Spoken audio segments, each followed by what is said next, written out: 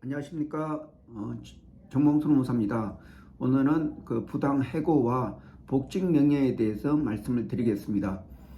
실제로 제가 처리했던 사건입니다. 몇 달 전에 우리 강남노업법인의 대부업체 사장이 찾아와서 그 직원이 그 부당 해고 구제 신청을 했다. 이거에 대해서 어떻게 처리해야 될지 상담을 해왔습니다. 근데 그 내용을 보니까 지난 3월 달에 작년 3월 달에 이 근로자가 좀 성희롱 관련된 것도 있고 업무 처리도 좀 미숙하고 해서 이 근로자한테 사장이 이번 달까지만 나오고 좀 안 나왔으면 좋겠다 하니까 이 근로자가 한참 생각하더니만 그러면 오늘까지만 나오겠습니다. 그렇게 답변을 해왔습니다. 그래서 이 사장은 또 미안한 마음도 있고 해서 그러면 이번 달까지 오늘까지만 나오더라도 이번 달까지 임금을 다 주겠다. 그리고 퇴직금이나 그 실업급여 같은 거 받을 수 있도록 해주겠다. 이렇게 해서 잘 정리됐다고 판단했고 그렇게 해서 있었는데 한 2개월 지난 다음에 이 근로자가 부당 해고 구제 신청을 해왔습니다. 그래서 이 그 사업주가 저한테 요청한 거는 이 사건을 맡아서 어떻게 잘 처리해 달라.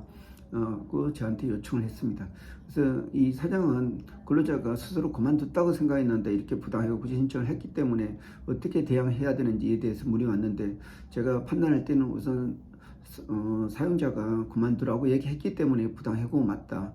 그리고 근데 부당 해고를 할 때에는 반드시 서면 통보가 있어야 되고 그 해고 사유하고 해고 양정이 맞아야 되지만은 그 해고 사유하고 해고 양정은 어떤 노무사의 능력으로 나중에 잘 맞춰서 처리해 줄 수가 있지만은 해고 절차 부분은 돌이킬 수 없는 기 때문에 다시 복직 명령을 한 다음에 다시 재징계를 절차를 갖춰서 해야 된다 이렇게 설명을 해줬습니다.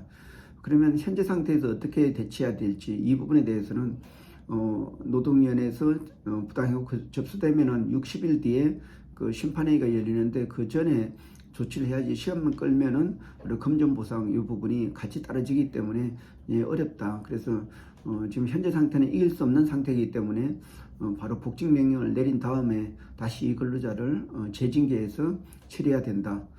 그러면 복직 명령을 하더라도 그냥 서면으로만 그 복직 명령을 하는 게 아니고 그 기한에 대한 어떤 임금의 일부를 지급해야지 어떤 진정성이 인정이 된다. 그래서 벌써 2개월 뒤에 진정을 부당해고 구제 신청을 제기했고 벌써 3개월 차인데 그래서 2개월 임금 주고 나머지 그 1개월은 복직하면 주겠다 이런 식으로 내용 증명을 만들어서 이 사업주한테 줬습니다. 그래서 이 근로자는 바로 그 복직 명령 이 근로자에 대해서 복직 명령을 내리니까 이 근로자는 바로 그 어떤 복직이 목적이 아니고 금전 보상이 목적이라 가지고 금전 보상 신청을 했습니다. 이에 대해서 사업주는 다시 한번 그 복직을 하고 복직하면은 나머지 금액도 다 주겠다 이런 거로 그 어떤 내용 증명을 보냈습니다. 결과적으로 이 근로자는 복직할 의사가 없기 때문에 복직을 안 했고 심판회의에 갔는데 심판회의에서는 사업주가 그 부당해고 당한 이후로 2개월에 대한 임금을 줬고 그리고 근로자가 또 복직하면은 그 나머지 금액도 주겠다 이런 내용이 있기 때문에 이 복직 명령은 진정성이 있다. 그래서 이 근로자가 어떤 부당해고 구제 신청은 어떤 그게 그 요건 자체가 해소됐고 그 근로자가 복직 안 한 부분은 근로자가 스스로 그만둔다는 얘기이기 때문에 이 사건은 각하가 해야 된다 해서 이 사건이 각하됐습니다.